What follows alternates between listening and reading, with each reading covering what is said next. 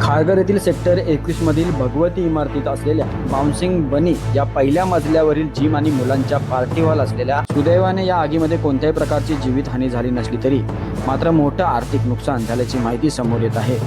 अग्निशमक दलाने घटनास्थळी धाव घेत आग आटोक्यात आणण्यात आली आहे। या गाळ्याच्या बाजूला असलेल्या इतर व्यावसायिक गाळ्यांचं देखील या आगीमुळे नुकसान झाल्याची माहिती समोर येत आहे।